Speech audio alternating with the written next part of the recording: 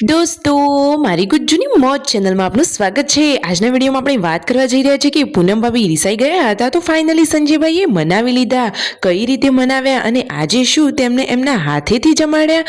અરે દોસ્તો, પૂનમ ભાભી તો આજે મનાઈ ગયા કે નહીં? તેમની તબિયત તો જરાય પણ સારી નહોતી, તમે વિડીયોમાં જોઈ શકો છો। સવારથી જ તેઓ તો આરામ કરી રહ્યા હતા। તેમને તો આખા બોડીમાં બહુ જ અશક્તિ લાગતી હતી, તેમની તબિયત જરાય સારી નહોતી। તો ફાઇનલી દોસ્તો, સંજયભાઈએ તેમને કઈ રીતે મનાવ્યા અને ઘરના બધા લોકો એ વાતથી રાજી થયા કે નહીં, બધું જાણવા મળશે તમને મારા આ વિડીયોમાં। મારી ચેનલ ઉપર નવા હોય તો ચેનલને ફટાફટ લાઈક શેર એન્ડ સબસ્ક્રાઇબ કરી દો। જુઓ વિડીયોમાં, પૂનમ ભાભી તો ધાબા ઉપર તડકે સૂતા છે, તેમને તો કંઈ જ ગમતું જ નથી, તેમની તબિયત જરાય સારી નથી અને સંજયભાઈ આવી ગયા છે ઉપર થોડી કસરત કરવા માટે અને શિલ્પા ભાભી બનાવી રહ્યા છે સરસ મજાના ચીલના રોટલા। તો જુઓ તો ખરા, એકદમ ગ્રીન કલરના ને મોટા મોટા રોટલા બનાવી રહ્યા છે શિલ્પા ભાભી। તો જુઓ ફાઇનલી આજે સંજયભાઈ તો આ મોટો રોટલો અને શાક લઈને પહોંચી ગયા છે ધાબા ઉપર તેમના વહુરાણી એટલે કે પૂનમ ભાભી જોડે જમવા અને તેમને મનાવવા માટે। અરે દોસ્તો, પૂનમ ભાભી અને સંજયભાઈ તો ક્યુટ કપલ છે, એમ થોડા રીસાઈ જાય। સંજયભાઈ તો પૂનમ ભાભીને એમના હાથેથી જમાડશે। અરે વાહ, કેટલો સરસ પ્રેમ છે, હંમેશા આ કપલ આમ જ ખુશ રહે।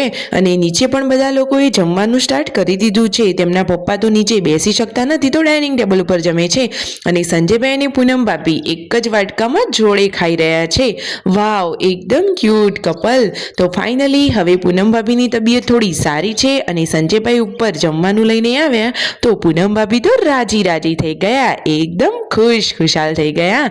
જુઓ તો ખરા, કેટલી સરસ મજાની આ જોડી છે અને જુઓ કેવા સાથે જમી રહ્યા છે।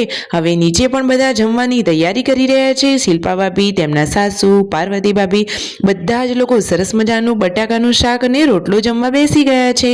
અને રણજીતભાઈને ગયા હતા બજારમાં, થોડી શોપિંગ કરીને આવ્યા અને લાવ્યા હતા શિયાળાનું સરસ મજાનું કચ્છરિયું। તો વાવ, નામ સાંભળતા જ બધાના મોઢામાં પાણી આવી ગયું। તો ફાઇનલી હવે બધા લોકોએ કચરિયું ટેસ્ટ કરવાનું શરૂ કરી લીધું છે। અરે દોસ્તો, રણજીતભાઈ પણ 2 ડબ્બા કચરિયું લાવ્યા અને સંજયભાઈ પણ લાવ્યા। તો હાલ તો ઘરમાં બહુ જ સ્ટોક થઈ ગયો, બધા એકબીજા સાથે હળી મળી અને કચરિયાનો ટેસ્ટ કરી રહ્યા છે। રાત્રે જમવામાં બનાવ્યા છે સરસ મજાના વડા। અરે વાવ, મેથી અને લસણના આ તમતમતા વડા ખાવાની તો મજા જ પડી જાય। શિયાળામાં તો આવી વસ્તુઓ ખાતા જ રહેવું જોઈએ। ફાઇનલી બધા લોકો જમવા બેસી ગયા છે। હવે છેલ્લે પાર્વતી ભાભી અને પૂનમ ભાભી જમી રહ્યા છે। જુઓ કેટલા સરસ મજાના વડા બનાવ્યા છે। વિડીયો ગમે હોય તો લાઈક શેર એન્ડ સબસ્ક્રાઇબ।